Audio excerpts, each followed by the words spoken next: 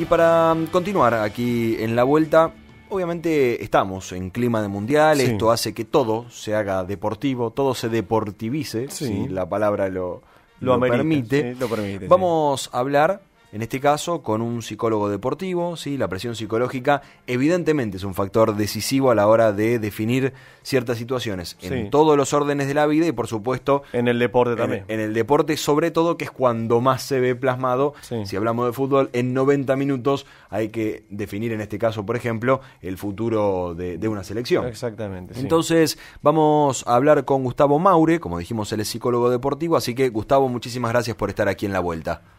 Bueno, gracias a ustedes por llamar y excelente definición, muy bien. Muy, en pocas palabras, la esencia del problema. Bien, ese es un poquito el objetivo de esto, es que nos expliques cómo es que un deportista o cómo una persona de élite o una persona normal puede, en este caso, afrontar esta presión que muchas veces la cargamos en exceso, es ¿no? desmedida, claro. Exactamente. Bueno, mirá, hay un hecho que es una realidad, es una descripción de la realidad. La presión la sufrimos todos. Sí. ¿No? Lo que pasa es que estos deportistas tienen una presión ligada a millones de personas que lo están viendo, que tienen expectativas, que tienen ganas que triunfen y todo. Pero en modo individual la hemos sufrido de 1000 maneras distintas cada uno de nosotros. Nadie puede estar exento de esta presión. La diferencia es que alguna gente frente a la presión se bloquea y se inhibe, y otra gente la resiste sin dificultad, la regula, la maneja y no tiene dificultades. ¿Y esto por qué se puede llegar a dar? ¿Se puede dar por algún factor personal o por cómo maneja la presión esa persona? Mira, las dos cosas. No podés decir esta sí, esta no. Están las dos de manera individual. Mira, yo te voy a hacer citas. Los psicólogos deportivos siempre intentamos ver cómo hacían los grandes campeones. Te voy a dar dos citas. Una de Garry Kasparov, tremendo jugador ruso de ajedrez, con una personalidad brutal, porque lo mismo que en todos los deportes, no alcanza con saber de ajedrez. Hay que tener una personalidad para definir en los momentos decisivos. Te comía con la cabeza. Claro. Bueno, lo que dice Garry Kasparov y es que él, analizando las partidas de los grandes campeones, veía que bajo presión aumentaban su rendimiento. Primero, que esto es importante por quien lo dice, que es una persona con autoridad para decirlo.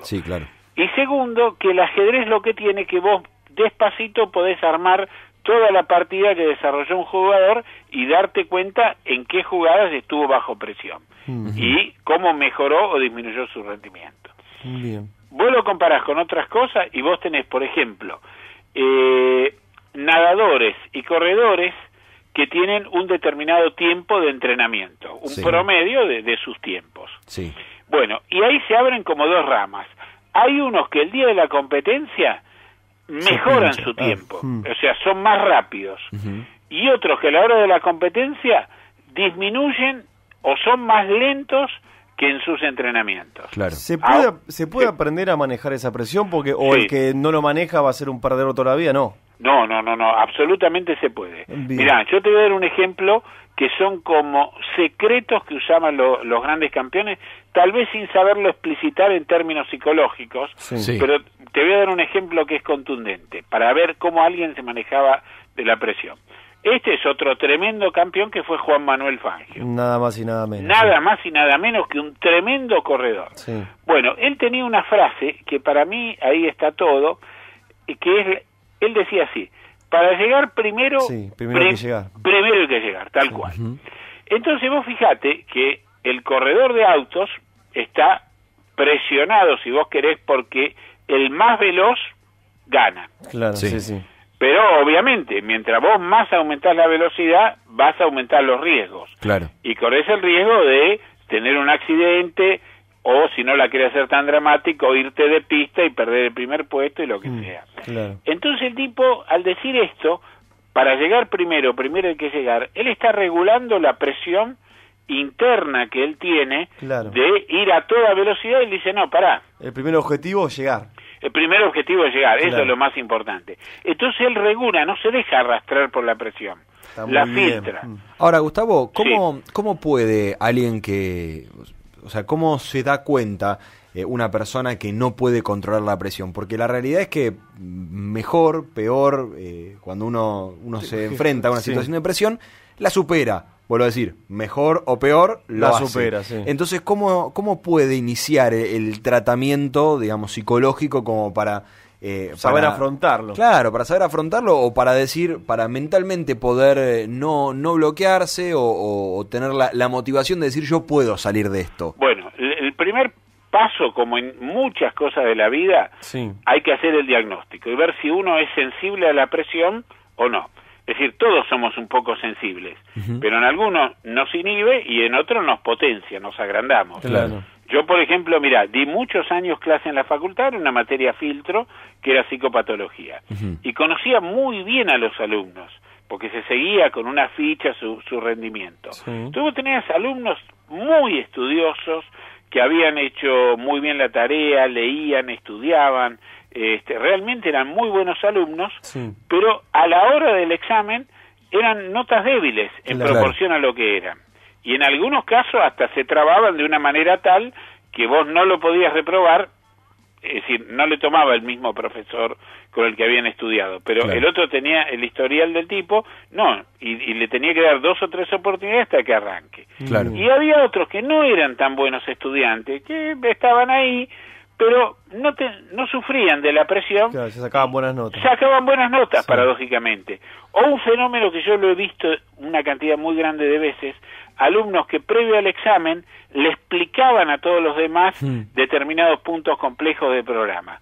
Y resulta que a veces los que no sabían nada y se enteraban ahí en 5 minutos antes de cómo eran las cosas, sacaban mejor nota que el que les había explicado. Nuestra productora Julieta levanta las cejas. Como diciendo, yo soy esa. Yo soy esa. Bueno, es que nos pasa a todos, le pasa a Julieta, a todos nos ha pasado. Sí, sin duda. Y relacionándolo un poquito con la Copa del Mundo y lo que nos pasa como argentinos también y como selección argentina.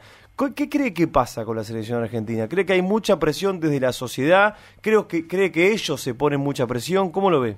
Bueno, yo lo veo. Primero, como argentino, somos insoportables. Somos muy, muy triunfalistas. Sí. Estamos convencidos que somos los mejores del mundo, que tenemos el país más rico del mundo. Y la soberbia argentina, mirá, ya sobran los ejemplos por todos lados. Sí. ¿No? Entonces nos vamos de mambo y le ponemos un exceso de presión a los jugadores. Fíjate que todos los jugadores, nadie quiere ir de favorito. Todos quieren ir de abajo, el favorito es el otro. Y todos se sacan la presión como hacía Fangio también. Se sacan la presión, la filtran, se aíslan, no toman el lugar de máxima presión, van al lugar de la mínima presión. Vos cuando sufrís de presión, para terminar por lo menos este punto y hacer el diagnóstico, hay 3 grandes variables que podés darte cuenta que estás sufriendo de presión. A ver. La primera es algunos tipos de explosiones que pueden ser verbales o físicas. Por ejemplo, en el fútbol hay tipos que hacen fouls innecesarios. Tremendo. Y a veces dejan al equipo con 10 jugadores porque dieron una patada absurda, inmotivada, se hicieron echar absolutamente, están con exceso de presión y se ponen brutalmente agresivos, y suceden cosas que después se arrepienten. Sí, claro. Verbales los insultos. Y verbales, exactamente. Y muchísima gente tiene en cierto momento de presión excesos verbales, de agresividad, queda mal con la otra gente, tiene consecuencias muy negativas por este tipo de excesos. La segunda, y te voy cerrando con esto, son errores. Cuando alguien está sometido a mucha presión, comete errores que de otra manera no comete. Entonces vos tenés, hoy que se miden las estadísticas de la eficiencia de los pases, jugadores que mientras el partido no estaba bajo presión, tenían un alto índice de eficiencia en los pases. Claro, y después la cuelgan, Y después, claro, se pone el partido caliente, por ejemplo, te empatan y estás obligado a ganar. Lo que pasó ayer, prácticamente. Y algunas cosas que pasaron ayer, y empiezan a perder precisión. Sí, ahora, Gustavo, sabemos que le escribiste una carta abierta a Messi. Sí, tal cual. Y bueno, obviamente invitamos a todos los que están del otro lado a que la puedan leer. Primero comentanos a dónde pueden ingresar como para leerla, pero quisiéramos que nos hicieras un breve resumen de a dónde vas con la carta abierta, o qué es lo que le querés decir, digamos. ¿Y qué te motivó a hacerlo? ¿Y qué te motivó, claro? Bueno, la primera motivación, si vos querés, es como psicólogo, pero también como argentino. Sí. Y la esencia de la carta es quitarse presión. La carta la pueden ver ahora, se ha circulado por WhatsApp aparentemente de muchas maneras, y tengo entendido que habría llegado allá donde están jugando el Mundial. Muy bien. Espero, ¿no? Sí. Tendría que confirmarlo. Sé que alguno la recibió ya. Bien, buenísimo. El objetivo, mira, esencial de la carta es que él se saque la presión. Sí. Olvídate de la presión, Lío, y recuperar al niño que fuiste en un momento. Es decir, lo que te llevó a ser grande. Le trato de decir ahí que lo que a él lo hizo avanzar en la vida es cuando él era muy pequeñito. Hay información pública de que él esquivaba el vestuario, que por ejemplo no se sacaba la remera porque, según dijo su entrenador infantil, un día que se la vio, no tenía pecho, dijo. Claro. Le faltaba la hormona del crecimiento. Entonces, ¿qué hizo? Se podría haber deprimido, que era la tercera consecuencia de la presión, haberse bajoneado, dejar el fútbol porque no tenía el físico, no tenía la altura, pero el tipo, en una genialidad increíble, él lo que hace es aprender a tener más velocidad que los otros, más sorpresa, más velocidad mental, más gambeta, a esquivarlos por abajo, porque no podía hacer el juego aéreo, y se especializa en el manejo del balón a ras del suelo. Sacó de lo malo algo bueno. De lo malo, exactamente, de lo malo sacó lo mejor que tuvo, y lo potenció de una manera increíble. Entonces, esa le trato de decir en la carta que fue su gran batalla, que al lado de esa gran batalla que tuvo, los mundiales no son nada. Se olvide de los millones, que se olvide del dinero, que vuelva a su esencia, que se saque la borrachera del jugador, muy común. Pero parece no tenerla.